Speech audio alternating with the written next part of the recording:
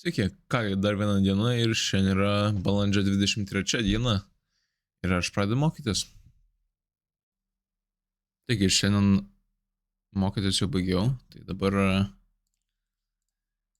perkim per kaip visada, ką aš padariau. Tai diena 35 šiandien ir aš užbaigiau jau visą knygą. Tai iškart pat noriu dabar pasakyti, kad vėliau irgi atsiminčiau šitą žiūrėdamas, ko aš nepadariau šitoje knygoje dėl įvairių priežasčių. Tai su Docker prie Docker visiškai neprisiliečiu, nes tiesiog Windowsai mano nepaleido Dockerio. Čia tą turbūt reikia žiūrėti vėliau arba ieškoti kažkokio kito sprendimo, čia dar klausimas. Tada dėl to, kadangi neturėjau Dockerio, tai PostgreSQL irgi nieko neliečiau. Ir tuomet į Heroku aš irgi nieko nedeploinau, nes nebėra free plano, tai galvosiu, kaip kažkur vis tiek reikės bandyti deployinti dalykus, nes reikia praktikuotis turbūt su šitais dalykais, tai dar reikės pažiūrėti, kažką jau žiūrėjau, bet iki galo. Ir toliau, aš galvoju, nu jo, tai va tas Dockeris, nes čia va irgi Dockerio tokia teminė knyga, tai va čia biškai pradimas. Tai perkim dabar chapteriai 15 iki 18. Tai searchas, performance security ir deployment, inclusionas. Tai vakar aš dar vakare 11-14 perėjau, tai gaunas, kad Django for Professionals per 3 dienas pereita. Ir ką išmokau, tai yra search implementationas. Aš jeigu prisimenat, TDU savo projektą irgi turėjau searchą, bet ten aš dariau visko giliai tikrai nesuprasdamas.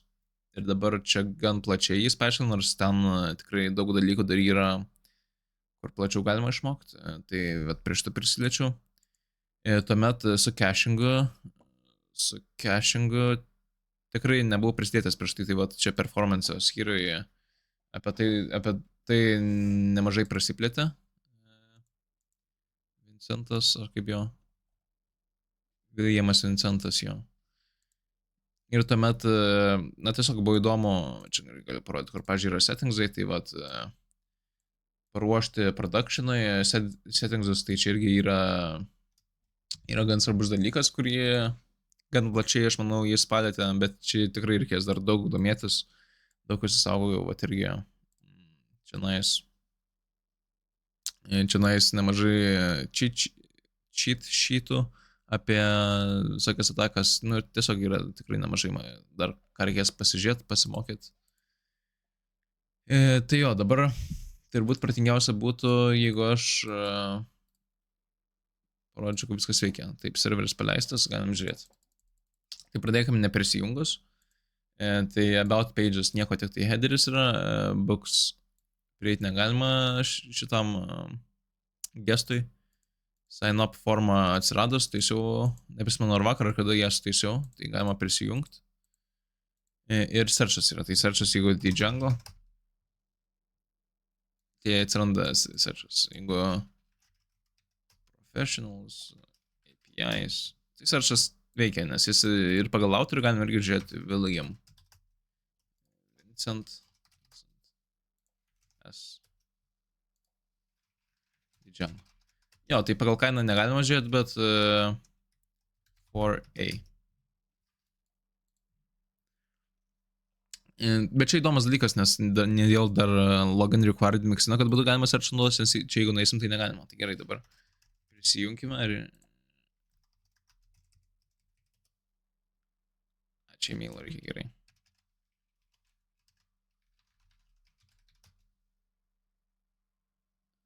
Ir va dabar mes esam prisijungę, aišku, logoutą galim, tai va logoutas tvarkingai veikia, books galim tvarkingai pamatyti ir about page'ą.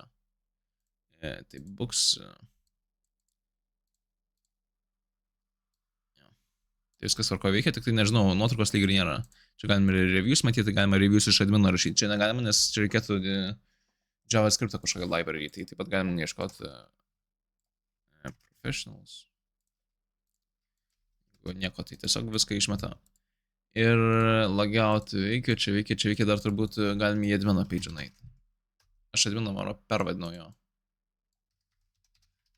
Pervadinau dėl saugumo reikalavimų, nes Jeigu admin, tai nu, tiesiog malicious, visokie žmonės ieškotų kaip tik to tada, kad pasiektų. Ir tuomet galim čia matyti useriai visi. Visos knygos. Dabar knygas galima pridėti iš tikrųjų tik tai per adminą, tai bet čia dalykas, bet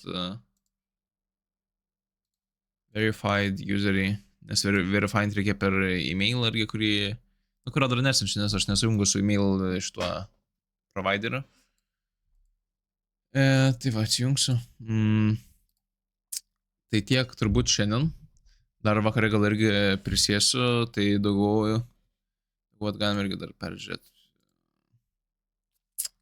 Jo, tai man kaip ir APIs toliau nusimato. Tai APIs ir Django 4by-example, jeigu dar 5 raštą, tai būtų labai super. Tai tiek šiandien. Ir mokytis tęsiu šiandien vakare ir rytoj.